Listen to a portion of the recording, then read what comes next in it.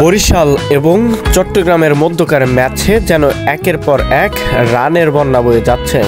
207 রানের টার্গেটে ব্যাট করতে নেমে শুরুটা খুব একটা ভালো করতে না পারলেও মাঝপথে গিয়ে যেন এক প্রকার ব্যাটিং তাণ্ডব চালান ডেভিড মালান।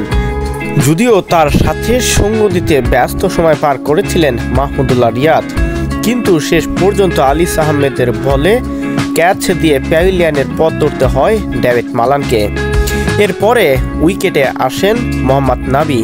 আরাফাত সানির বলে ক্যাচ দিয়ে যেন তিনিও মাঠ ছাড়েন, আর তখনই ঘটে দারুণ এক অসাধারণ ঘটনা। মোহাম্মদ নাবির ক্যাচটা ধরেই যেন এক প্রকার মাঠের ভিতরে বল ছুঁড়ে মারলেন। একের পর এক যেভাবে বেধড়ক পেটাচ্ছিল সেটাতেই বিরক্ত হয়ে যেন এমন কাজটি করলেন শামীম হোসেন পাটোয়ারি।